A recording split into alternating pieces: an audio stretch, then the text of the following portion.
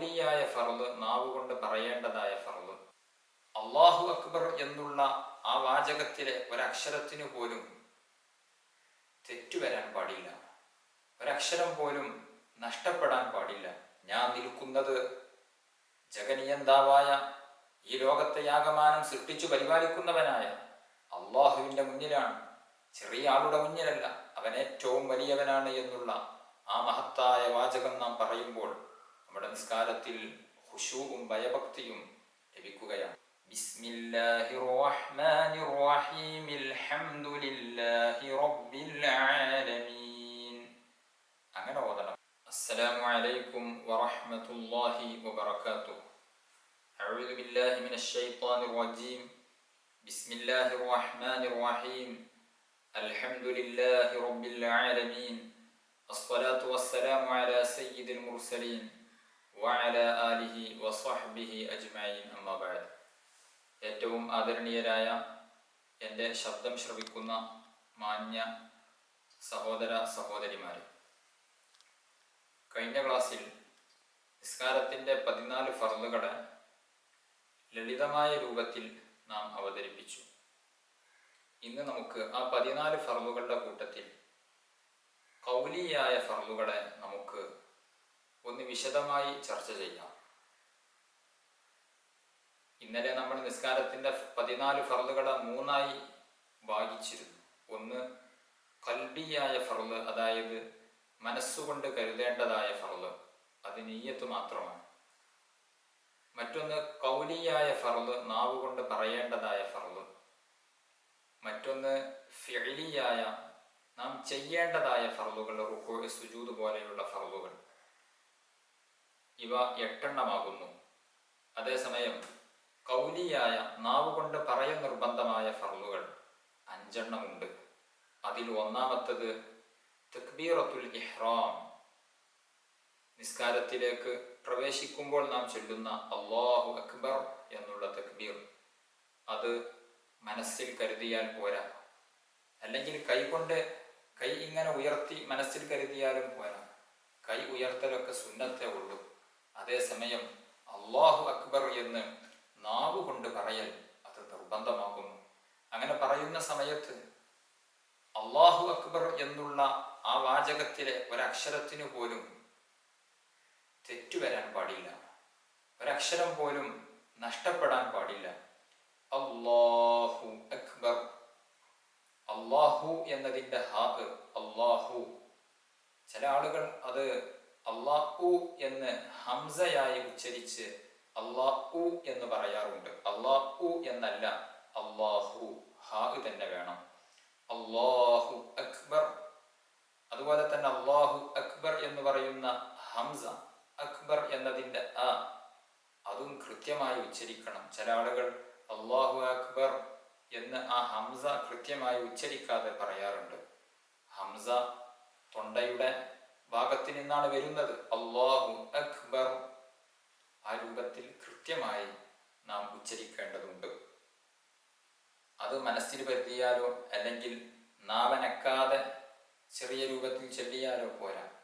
നാവ് ചലിപ്പിച്ചുകൊണ്ട് അതിൻ്റെ ശബ്ദം നമ്മുടെ ശരീരം കേൾക്കുന്ന രൂപത്തിൽ ശബ്ദം ഉറക്കയാക്കിക്കൊണ്ട്, അടുത്തിരിക്കുന്ന ആൾക്ക് വസ്വാസാകുന്ന രൂപത്തിൽ ശബ്ദം ഉയർത്തരുത്. നമുക്ക് കേൾക്കുന്ന രൂപത്തിൽ നാം പതിയെ മെല്ലെ അല്ലാഹു അക്ബർ എന്ന് നാവ് കൊണ്ട് പറയൽ നിർബന്ധമാണ്. അല്ലാഹു അക്ബർ എന്ന് പറഞ്ഞാൽ ആ വാക്കിൻ്റെ അർത്ഥം അല്ലാഹു ഏറ്റവും വലിയവനാണ്, ഞാൻ വലിയവനല്ല, ഞാൻ നിസ്സാരക്കാരനാണ്. എന്നെ സൃഷ്ടിച്ചു പരിപാലിക്കുന്ന, ഈ ലോകം മുഴുവനും സൃഷ്ടിച്ചു പരിപാലിക്കുന്ന ജഗനിയന്താവായ അല്ലാഹു, അവൻ മാത്രമാണ് ഏറ്റവും വലിയവൻ എന്നർത്ഥം വരുന്ന ആ മഹത്തായ വാചകം പറഞ്ഞുകൊണ്ടാണ് നിസ്കാരം തുടങ്ങേണ്ടത്. ആ അർത്ഥം മനസ്സിലേക്ക് വരികയും വേണം. അപ്പോഴാണ് നിസ്കാരത്തിൻ്റെ ഭയഭക്തിയും തഖ്വയും ഖുശൂഉം നമ്മിലേക്ക് വരുന്നത്. ഞാൻ നിൽക്കുന്നത് ജഗനിയന്താവായ, ഈ ലോകത്തെ യാഗമാനം സൃഷ്ടിച്ചു പരിപാലിക്കുന്നവനായ അള്ളാഹുവിൻ്റെ മുന്നിലാണ്, ചെറിയ ആളുടെ മുന്നിലല്ല. അവൻ ഏറ്റവും വലിയവനാണ് എന്നുള്ള ആ മഹത്തായ വാചകം നാം പറയുമ്പോൾ നമ്മുടെ നിസ്കാരത്തിൽ ഖുശൂഉം ഭയഭക്തിയും ലഭിക്കുകയാണ്.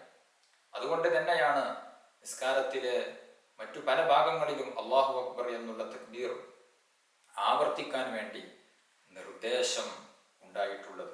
റുകൂഇലേക്ക് പോകുമ്പോൾ, സുജൂദിലേക്ക് പോകുമ്പോൾ, സുജൂദിൽ നിന്ന് ഉയരുമ്പോൾ, വീണ്ടും സുജൂദിലേക്ക് പോകുമ്പോൾ, രണ്ടാമത്തെ സുജൂദിൽ നിന്ന് അടുത്ത റക്അത്തിലേക്ക് എഴുന്നേൽക്കുമ്പോൾ അപ്പോഴെല്ലാം അല്ലാഹു അക്ബർ അല്ലാഹു അക്ബർ എന്ന് നാം നിരന്തരം ആവർത്തിച്ചു കൊണ്ടിരിക്കുന്നത് അള്ളാഹുവിൻ്റെ മഹത്തായ അളമത്തും അവൻ്റെ ഗാംഭീര്യവും അവൻ്റെ ബഹുമാനവും അവൻ്റെ ആ വലുപ്പവും എല്ലാം നമ്മുടെ കൽബിലേക്ക് വരണം.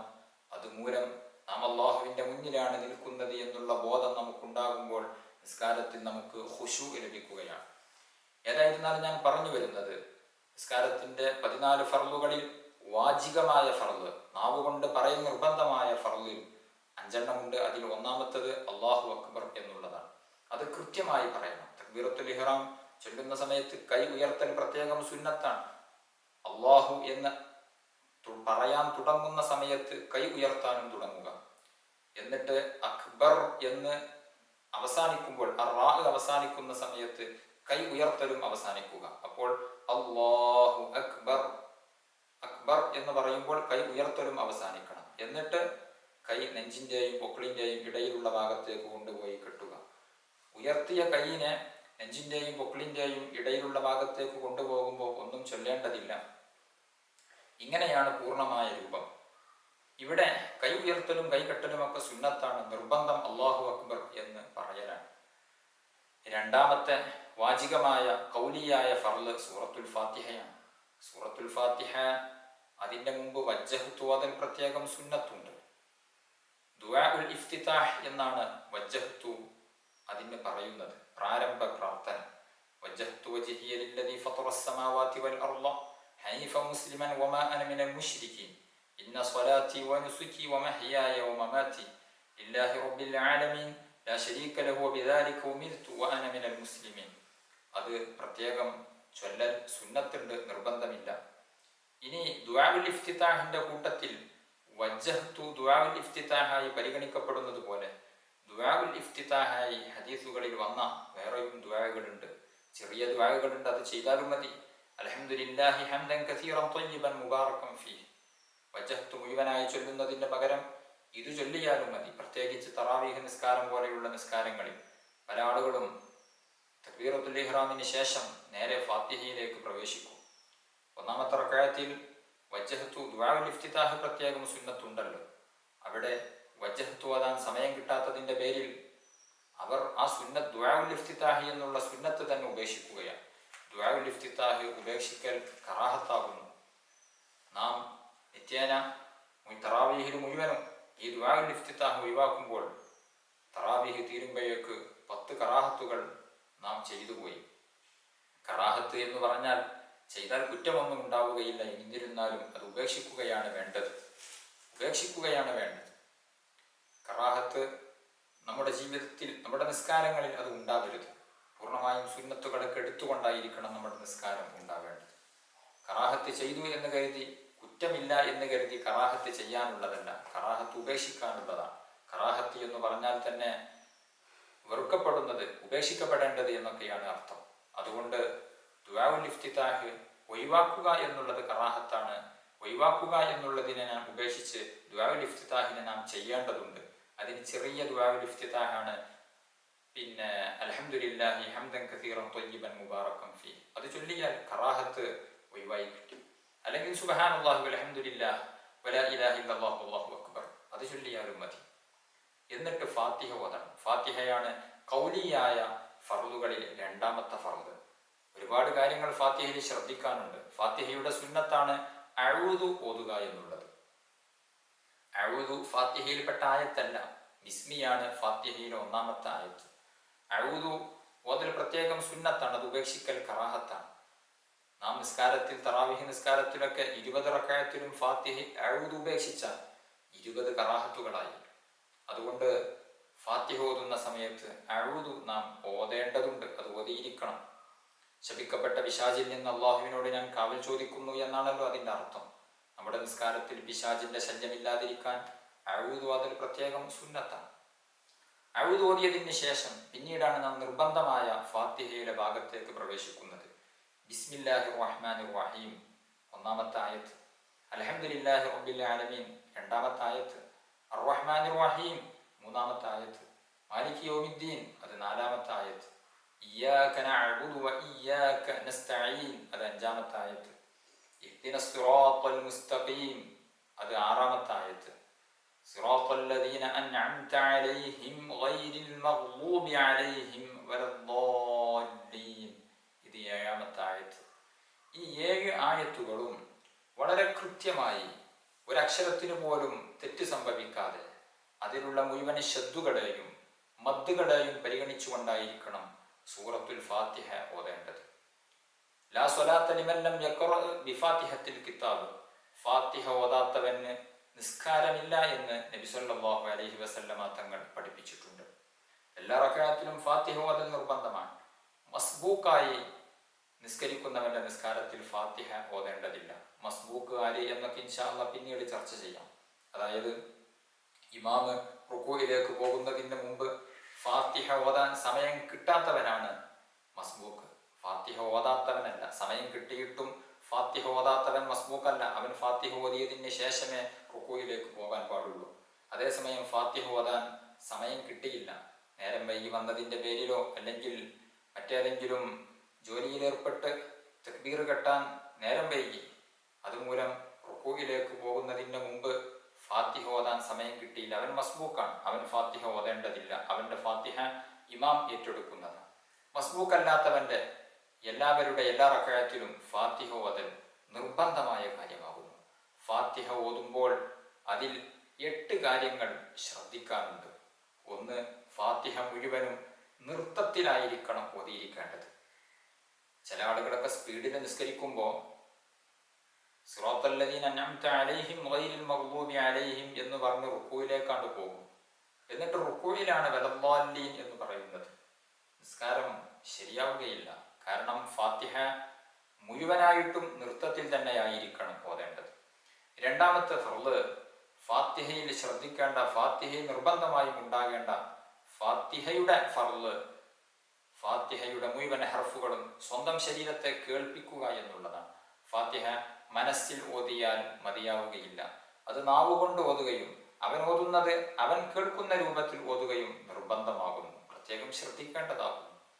മൂന്നാമത്തേത്, ഫാത്തിഹ മുഴുവനും അറബിയിൽ പാരായണം ചെയ്യുന്നതാണ്. ഫാത്തിഹയുടെ അർത്ഥം മലയാളത്തിൽ പറഞ്ഞതുകൊണ്ട് മതിയാവുകയില്ല, അറബിയിൽ തന്നെ ആയിരിക്കണം. നാലാമത്തേത്, ഫാത്തിഹയിൽ ശ്രദ്ധിക്കേണ്ട നാലാമത്തെ കാര്യം, ഫാത്തിഹയുടെ വാജിബായ നിർബന്ധമായ കാര്യം, ഫാത്തിഹയുടെ അക്ഷരങ്ങളെയും അക്ഷരങ്ങളുടെ മഖ്റജുകളെയും, അതായത് അക്ഷരം പുറപ്പെടുന്ന സ്ഥലങ്ങളെയും, അതുപോലെ തന്നെ ഫാത്തിഹയിലുള്ള ശദ്ദുകളെയും, അതായത് കട്ടിക്കൂട്ടി പറയേണ്ട ചില അക്ഷരങ്ങൾ, ഇയ്യാക്ക പോലെയുള്ള അക്ഷരങ്ങൾ, അവിടെ ഇയ്യാക്ക എന്ന് പറഞ്ഞാൽ പോരാ, ആ യാഇന് ശദ്ദ് കൊടുത്ത് കട്ടികൂട്ടി ശക്തിയായി ഇയ്യാക്ക എന്ന് പറയേണ്ടതുണ്ട്. അത്തരം ശദ്ദുകളും ഫാത്തിഹയുടെ ഹർഫുകളും അതിൻ്റെ മഖ്റജുകളുമെല്ലാം ശ്രദ്ധിച്ചുകൊണ്ടും കൃത്യമായിട്ടുമായിരിക്കണം ഉച്ചരിക്കേണ്ടത്. അഞ്ചാമത്തെ ഫാത്തിഹയുടെ ഫർള്, അർത്ഥത്തെ മാറ്റിമറിക്കുന്ന രൂപത്തിലുള്ള തെറ്റുകൾ ഫാത്തിഹയിൽ ഇല്ലാതിരിക്കണം. ആറാമത്തത് അൽ മുവാലാത്ത്, ഫാത്തിഹയുടെ ആയത്തുകൾ തമ്മിൽ, ഫാത്തിഹയിലെ കലിമത്തുകൾ തമ്മിൽ തുടർച്ചയുണ്ടായിരിക്കണം. ഒരായത്ത് കഴിഞ്ഞ് ദീർഘനേരം ഉണ്ടാതിരുന്നതിന് ശേഷം അടുത്ത ആയത്ത് ഓതിയാൽ മതിയാവില്ല. ഒരായത്ത് ഓതി തൊട്ടടുത്ത ആയത്ത് ഓതേണ്ടതുണ്ട്. ഏഴാമത്തത്, ഫാത്തിഹയുടെ കലിമത്തുകളും ഫാത്തിഹയുടെ ആയത്തുകളും തമ്മിൽ തർത്തീബ്, ക്രമം പാലിച്ചിരിക്കണം. ഒന്നാമത്തെ ആയത്ത് ഒന്നാമതും രണ്ടാമത്തെ ആയത്ത് രണ്ടാമതും മൂന്നാമത്തേത് മൂന്നാമതും ആയി ഓതിയിരിക്കണം. ക്രമം തെറ്റിച്ച് ഓതിയാൽ ഫാത്തിഹ സ്വഹീഹാവുകയില്ല. മറ്റൊന്ന്, എട്ടാമത്തെ ഫർള്, എട്ടാമതായി നാം ശ്രദ്ധിക്കേണ്ടത്, ഫാത്തിഹയിൽ നിർബന്ധമായും കൊണ്ടുവരേണ്ട മദ്ദുകളുണ്ട്. വലദ്ദാല്ലീൻ, ആ മദ്, അത്തരത്തിലുള്ള മദ്ദുകളും അതുപോലെ തന്നെ ഖിറാഅത്തിന്റെ ഇമാമിയങ്ങൾ നിർബന്ധമാണ് എന്ന് പറഞ്ഞ കാര്യങ്ങളെല്ലാം ഫാത്തിഹയിൽ നാം ശ്രദ്ധിക്കേണ്ടതുണ്ട്. ഇത്തരം കാര്യങ്ങളെല്ലാം ശ്രദ്ധിച്ചുകൊണ്ടാണ് നാം ഫാത്തിഹ ഓതേണ്ടത് എന്ന് സാന്ദർഭികമായി ഞാൻ ഉണർത്തുകയാണ്. ഫാത്തിഹ ഓതുമ്പോൾ പല തെറ്റുകളും പലപ്പോഴും പലർക്കും സംഭവിക്കാറുണ്ട്. ചില ആളുകൾ സ്പീഡിൽ ഓതും. ഓരോ ആയത്തും വഖഫ് ചെയ്ത് നിർത്തി ഓതുക എന്നുള്ളതാണ് സുന്നത്ത്. കൂട്ടി ഓതുമ്പോൾ കൂട്ടി ഓതുന്ന രീതി കൂടെ നാം പഠിക്കേണ്ടതുണ്ട്. വഖഫ് ചെയ്ത് ഓതുക, അല്ലെങ്കിൽ ചേർത്തി ഓതുക. വഖഫ് എന്ന് പറഞ്ഞാൽ ഒരായത്ത് നിർത്തി ശ്വാസം വിട്ടതിന് ശേഷം അടുത്ത ആയത്ത് ഓതുക, ഇതാണ് വഖഫ്. അല്ലെങ്കിൽ ചേർത്തി ഓതുക. ചേർത്തി ഓതുമ്പോൾ ശ്രദ്ധിക്കേണ്ട കാര്യങ്ങൾ: ഒരായത്ത് അവസാനിച്ച് അടുത്ത ആയത്തിലേക്ക് നാം ചേർത്തുമ്പോൾ നാം ഒന്നാമത് ഓതിയ ആയത്തിന്റെ അവസാനാക്ഷരത്തിന്റെ ഹർക്കത്ത് ഉച്ചരിച്ചുകൊണ്ടായിരിക്കണം അടുത്ത ആയത്തിലേക്ക് കടക്കേണ്ടത്. ഉദാഹരണം, ബിസ്മില്ലാഹിർ റഹ്മാനിർ റഹീം നിർത്തി ഓതുകയാണ് എങ്കിൽ റഹീം, കൂട്ടി ഓതുകയാണ് എങ്കിൽ റഹീമി എന്ന് മീമിന് കസ്ർ ഉച്ചരിച്ചുകൊണ്ട് അടുത്ത ആയത്ത് ഓതണം. അപ്പോൾ അങ്ങനെ ഓതും: ബിസ്മില്ലാഹിർ റഹ്മാനിർ റഹീം അൽഹംദുലില്ലാഹി റബ്ബിൽ ആലമീൻ. അങ്ങനെ ഓതണം: ബിസ്മില്ലാഹിർ റഹ്മാനിർ റഹീം അൽഹംദുലില്ലാഹി റബ്ബിൽ ആലമീൻ. അൽഹംദുലില്ലാഹി റബ്ബിൽ ആലമീൻ എന്ന ആയത്തും അർറഹ്മാനിർ റഹീം എന്ന ആയത്തും ചേർത്തി ഓതുമ്പോൾ എങ്ങനെ ഓതണം? അൽഹംദുലില്ലാഹി റബ്ബിൽ ആലമീൻ അർറഹ്മാനിർ റഹീം. അൽഹംദുലില്ലാഹി റബ്ബിൽ ആലമീന എന്നാണുള്ളത്. നാം നിർത്തുമ്പോൾ റബ്ബിൽ ആലമീൻ, കൂട്ടി ഓതുമ്പോൾ ആലമീന എന്ന നൂനിന് ഫത്ഹ് കൊടുത്തായിരിക്കണം കൂട്ടി ഓതേണ്ടത്. അർറഹ്മാനിർ റഹീം നിർത്തി ഓതുമ്പോൾ അങ്ങനെ ഓതുക. അടുത്ത ആയത്തുമായി ചേർത്തി ഓതുമ്പോൾ അർറഹ്മാനിർ റഹീം മാലികി യൗമിദ്ദീൻ. അർറഹ്മാനിർ റഹീം എന്ന് ആ ആയത്ത് അവസാനിക്കുന്നത് മീമു കൊണ്ടാണ്. മാലിക്കി എന്നുള്ള ആയത്ത് തുടങ്ങുന്നതും മീമു കൊണ്ടാണ്. അപ്പോൾ ചേർത്തി ഓതുന്ന ആളുകൾ ശ്രദ്ധിക്കണം, അവിടെ രണ്ട് മീമുകളുണ്ട്. അർറഹ്മാനിർ റഹീം മാലികി യൗമിദ്ദീൻ അങ്ങനെ ഓതണം. അല്ല എങ്കിൽ വഖഫ് ചെയ്ത് നിർത്തി ഓതിക്കോളൂ. നിർത്തി ഓതലാണ് സുന്നത്ത്. അർറഹ്മാനിർ റഹീം മാലികി യൗമിദ്ദീൻ. മാലികി യൗമിദ്ദീൻ എന്ന ആയത്തും അടുത്ത ആയത്താകുന്ന ഇയ്യാക നഅ്ബുദു എന്ന ആയത്തും എങ്ങനെ ഓതാം? ഒന്നുകിൽ നിർത്തി ഓതാം: മാലികി യൗമിദ്ദീൻ ഇയ്യാക നഅ്ബുദു വ ഇയ്യാക നസ്തഈൻ. ചേർത്തി ഓതുമ്പോൾ മാലികി യൗമിദ്ദീൻ ഇയ്യാക നഅ്ബുദു വ ഇയ്യാക നസ്തഈൻ. Maliki യൗമിദ്ദീൻ ഇയ്യാക, Maliki യൗമിദ്ദീൻ നൂനിന് കസ്റാണ്. ആ കസ്ർ ഉച്ചരിച്ചുകൊണ്ടായിരിക്കണം ചേർത്തി ഓതേണ്ടത്. അല്ല എങ്കിൽ വഖഫ് ചെയ്ത് മാലികി യൗമിദ്ദീൻ. ഇയ്യാക നഅ്ബുദു ഓതുമ്പോൾ ശ്രദ്ധിക്കേണ്ടതുണ്ട്. ഇയ്യാക നഅ്ബുദു വ ഇയ്യാക, ഇയ്യാ എന്നതിന്റെ യാഇന്റെ ശബ്ദ ഒഴിവാക്കി ഇയ്യാക നഅ്ബുദു വ ഇയ്യാക ഒല അവിടെ ശബ്ദ കൊടുത്ത് ഇയ്യാക നഅ്ബുദു വ ഇയ്യാക. വ ഇയ്യാക എന്നതിന്റെ ആ ഹംസ വ ഇ എന്നുള്ള ആ ഹംസ ഉച്ചരിക്കണം. വയ്യാക്ക വയ്യാക്ക എന്ന് പറഞ്ഞാൽ ശരിയാവുകയില്ല. വഇയ്യാക നസ്തഈൻ. അടുത്ത ആയത്ത് ഇഹ്ദിനസ് സിറാത്തൽ മുസ്തഖീം. ഈ ആയത്ത് മുമ്പത്തെ ആയത്തുമായി ചേർത്തി ഓതുമ്പോൾ ഇയ്യാക നഅ്ബുദു വ ഇയ്യാക നസ്തഈനു എന്നാണ് ഹർക്കത്ത്, അവസാനത്തെ അക്ഷരത്തിന് ഹർക്കത്തുള്ളത്. ആ ഹർക്കത്ത് ഉച്ചരിച്ചുകൊണ്ടായിരിക്കണം ശേഷമുള്ള ആയത്തിലേക്ക് ചേർത്തി ഓതേണ്ടത്. അല്ല എങ്കിൽ ഇയ്യാക നഅ്ബുദു വ ഇയ്യാക നസ്തഈൻ എന്ന് പറഞ്ഞ് വഖഫ് ചെയ്യുക. ചേർത്തി ഓതുകയാണ് എങ്കിൽ ഇയ്യാക നഅ്ബുദു വ ഇയ്യാക നസ്തഈൻ ഇഹ്ദിനസ് സിറാത്തൽ മുസ്തഖീം. ഇഹ്ദിനസ് സിറാത്ത എന്ന് പറയുമ്പോൾ ത്വാ ശ്രദ്ധിക്കണം. ഇഹ്ദിനസ് സിറാത്ത എന്ന് താ ആവരുത്. താ ഒന്ന് വേറെ, ത്വാ ഒന്ന് വേറെ. ഇഹ്ദിനസ് സിറാത്തൽ മുസ്തഖീം. അടുത്ത ആയത്ത് സിറാത്തല്ലദീന അൻഅംത അലൈഹിം.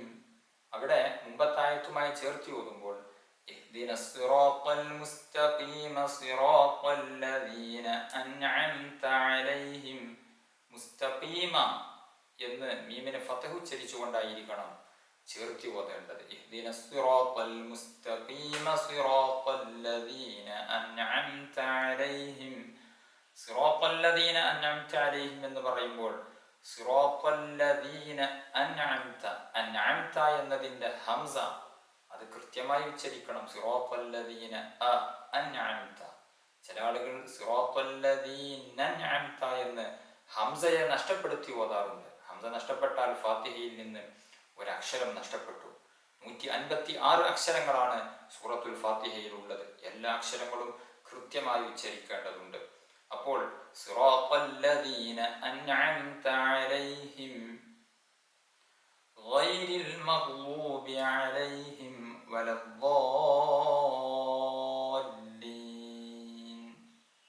ഇത്രയുമാണ് ഫാത്തിഹയിലുള്ളത്. വലദ്ദാല്ലീൻ എന്നതിൻ്റെ മദ് നിർബന്ധമാണ്. മദ് ലാസിം നിർബന്ധമായി നീട്ടി ഓതേണ്ടതായ മദ്ദാണ്. വലദ്ദാല്ലീൻ.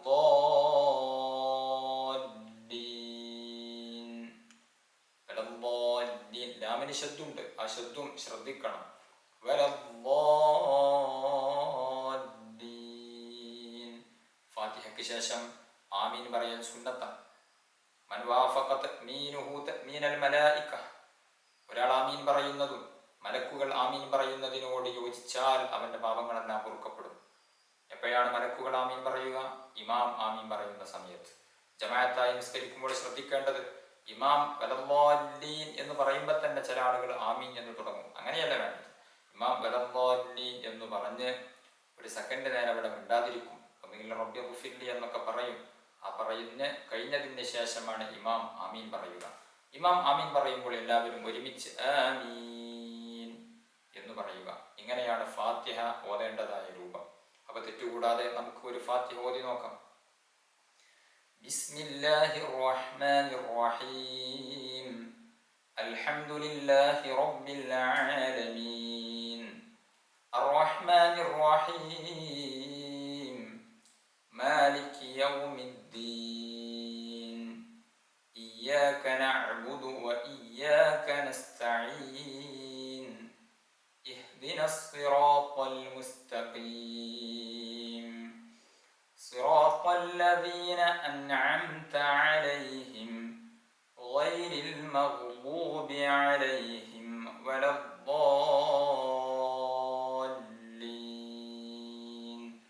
റബ്ബി ഗുഫിർലി. ആമീൻ റബ്ബൽ ആലമീൻ. വളരെ ശ്രദ്ധിക്കേണ്ട കാര്യങ്ങൾ മാത്രമാണ് ഞാൻ പറഞ്ഞിട്ടുള്ളത്. ഒരുപാട് കാര്യങ്ങൾ ഫാത്തിഹയിൽ ശ്രദ്ധിക്കേണ്ടതുണ്ട്. അൽഹംദുലില്ലാഹി എന്ന് പറയുന്ന ഹാ ശ്രദ്ധിക്കണം. അവിടെ അൽഹംദുലില്ലാഹി എന്ന് അവരുത്. അൽഹംദുലില്ലാഹി റബ്ബിൽ ആലമീൻ. റബ്ബിൽ ആലമീൻ എന്ന് അവരുത്. റബ്ബിൽ ആലമീൻ ഐൻ ഉച്ചരിക്കണം. അർറഹ്മാനി ഹാ ശ്രദ്ധിക്കണം. അർറഹ്മാനി എന്നൊന്നും വായിപ്പോ അവരുത്. അർറഹ്മാനിർ റഹീം. ഇങ്ങനെ എല്ലാ അക്ഷരങ്ങളും എല്ലാ ശബ്ദുകളും അതിൻ്റെ മഖ്റജുകളും എല്ലാം ഉച്ചരിച്ചുകൊണ്ടായിരിക്കണം നമ്മുടെ ഫാത്തിഹ ഉണ്ടായിത്തീരേണ്ടത്.